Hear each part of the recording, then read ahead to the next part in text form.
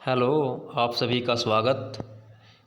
मैं नवीन YNR आपके लिए हरियाणा सरकार की एक योजना जिसका नाम डॉक्टर भीमराव अंबेडकर आवास नवीनीकरण योजना, इसके बारे में आज हम आपको बताएंगे विस्तार से। क्या है योजना, कौन इसके लिए अप्लाई कर सकता है, कितने पैसे मिलेंगे, क्या डॉक्यूमेंट रिक्वायरमेंट रहेगी, कहाँ से आप अपना फॉर्म ऑनलाइन करवा सकते हैं। तो अगर आप चैनल पर पहली बार आए हों, चैनल को लाइक सब्सक्राइब ज़रूर करें। अगर यह वीडियो आपको अच्छी लगे आप इसे शेयर करना मत भूलें। तो हम बताते हैं आपको क्या है यह योजना। सबसे पहले योजना का नाम है डॉक्टर भीमराव अंबेडकर आवास नवीनीकरण योजना। क्या है योजना?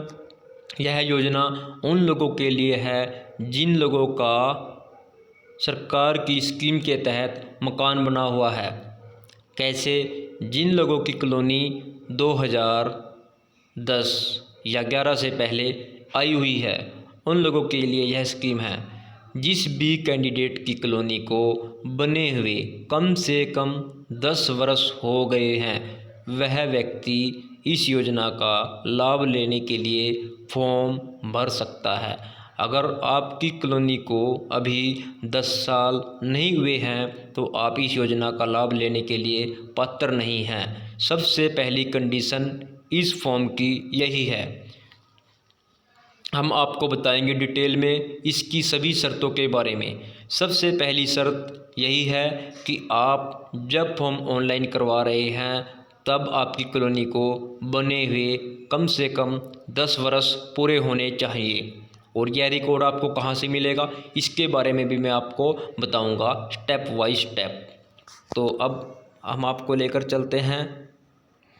तो सबसे पहले तो बात करते हैं इस योजना का लाभ लेने के लिए SC और BC कैटेगरी के साथ ही फॉर्म को ऑनलाइन कराएं।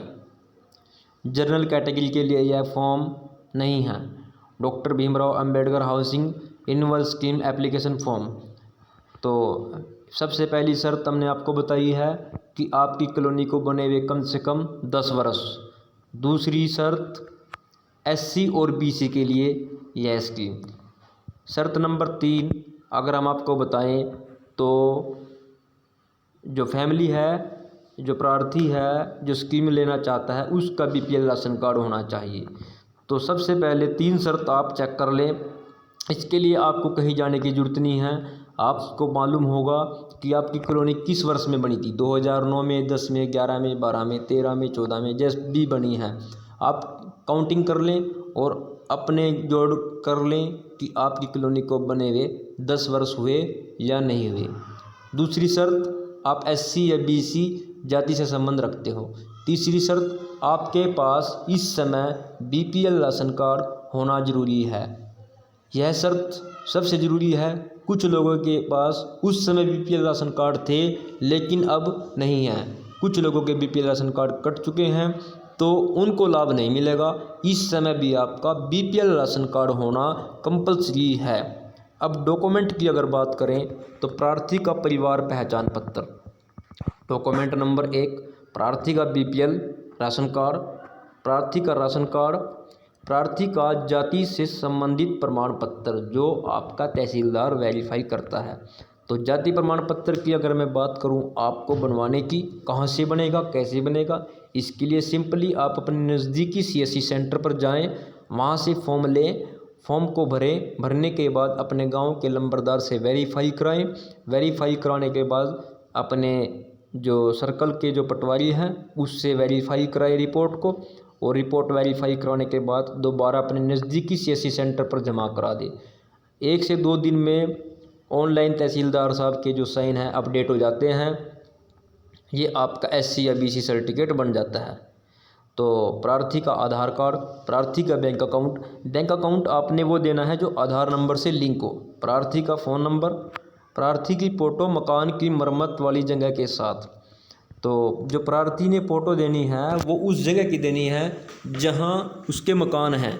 और इसमें एक सबसे बड़ी बात यह है कि प्रार्थी को लाभ तभी मिलेगा अगर करंट में, इस समय वर्तमान में उसके जगह पर उसके मकान पर प्लस्तर नहीं है। अगर आपके मकान पर प्लस्तर है तो आपके पैसे नहीं मिलेंगे।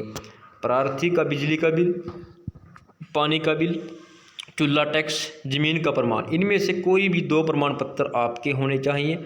मकान की मरम्मत पर अनुमानित खर्चों का प्रमाण, आपने जो है अपने एक मिस्त्री से प्रमाणित करना है, एक परफॉर्मा है इसका, उस पर प्रमाणित करना है कि आपके मकान पर कितना खर्च आएगा, लगभग 50 से 80 हज़ार रुपये के बीच। तो इसमें आपने एक रेजिडेंस भी लगा लेना है, साथ में स्थायी प्रमाण पत्र जब आप जाति का बनवाएंगे तो रिहायशी भी बनवा लेना। अगर पैसे की बात करें तो 50 हज़ार से 80 हज़ार रुपये के बीच में आपको मिलेगा। ये सभी डॉक्यूमेंट कंप्लीट होने के बाद फिर आपने एक इसकी फॉर्म लेना है, हार्ड कॉपी। उस फॉर्म पर आपने भरना है, गांव के लंबरदार के साइन कराने हैं। गांव के लंबरदार के साइन कराने के बाद फिर आप अपने ब्लॉक में जाएंगे और ब्लॉक में जो आपके क्लर्क हैं तो अपने क्लर्क साहब से आपने रिपोर्ट करानी है। वो आपको रिपोर्ट करके देंगे कि आपकी कॉलोनी कब बनी थी, वाकई में 10 साल पहले बनी थी या नहीं। अगर वहाँ उनके सिस्टम में रिकॉर्ड में जो दर्शाएगा वही सही माना जाएगा। अगर वो लिखते हैं कि आपकी कॉलोनी 2010-11 में बनी है तो आप यह फॉर्म भरने के लिए पात्र हैं। अगर नहीं, 10 साल पूरे नहीं होते तो आपका जो फॉर्म है वो रिजेक्ट कर दिया जाएगा स्टेप नंबर 1 पर ही। क्लर्क के साइन कराने के बाद आप अपने ग्राम सचिव के पास जाएंगे। ग्राम सचिव के साइन कराने होंगे आपको, ग्राम सचिव भी रिपोर्ट करेगा। उसके बाद आप दोबारा इस फाइल को लेकर अपने नज़दीकी किसी भी सीएससी सेंटर पर या अंत्योदय भवन में या सरल केंद्र पर जाकर ऑनलाइन कराएंगे। ऑनलाइन करवाने के बाद आपको अपने समाज कल्याण विभाग में, जिला समाज कल्याण विभाग में इस फाइल को जमा कराना है। कुछ समय के बाद, दिन, 2 दिन, 4 दिन, 10 दिन, जब भी जैसे भी प्रोसेस होगा, समाज कल्याण विभाग से, जिला समाज कल्याण विभाग से अधिकारी आएंगे और आपके जो है मकान की स्थिति को देखेंगे। करंट में इस समय आपके मकान पर प्लस्तर है या नहीं है, और फिर वो आगे की कार्रवाई करेंगे।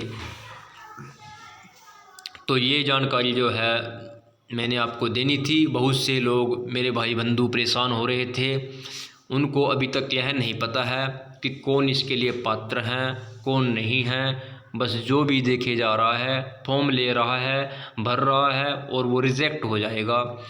क्योंकि अगर आपकी डिटेल सही नहीं है तो फॉर्म भरे का कोई फ़ायदा नहीं है। आप अपने पैसों को ऐसे ख़राब मत। ऑफलाइन मैंने आपको बता दिया है, फॉर्म जिला समाज कल्याण विभाग अधिकारी के पास होगा। फॉर्म कैसे भरना है इसकी जानकारी आपको नहीं है। आपने सिंपली सारे डॉक्यूमेंट कंप्लीट करके अपने नज़दीकी सीएससी सेंटर, अंत्योदय भवन में जमा कराने हैं। और सबसे ज़रूरी बात मैं आपको बताना चाहता हूँ, इस फॉर्म के आप किसी के साथ परसेंटेज मत करें। ऑनलाइन करवाने के बाद अपने दफ्तर में जमा कराएं। वहीं से जो अधिकारी आएगा उसको कोई पैसा देने की ज़रूरत नहीं है और ना ही वो आपसे कोई पैसा लेता है। किसी भी अधिकारी को पैसा देने की ज़रूरत नहीं है और न ही कोई अधिकारी पैसा लेता है। तो अगर आपके मकान की स्थिति होगी कि आपको लाभ मिले तो आपको लाभ ज़रूर मिलेगा। अगर उन्होंने लिख दिया कि आपको लाभ नहीं मिलेगा तो आपको लाभ मिलने का ही नहीं। तो इसलिए आप इधर उधर की सेटिंग मत बिठाएं, अपने डॉक्यूमेंट कंप्लीट करें, ऑनलाइन कराने के बाद सीधे जमा कराएं। आपको हमारे द्वारा दी गई जानकारी कैसी लगी है? अगर अच्छी लगे तो वीडियो को शेयर करना मत भूलें। धन्यवाद। जय हिंद।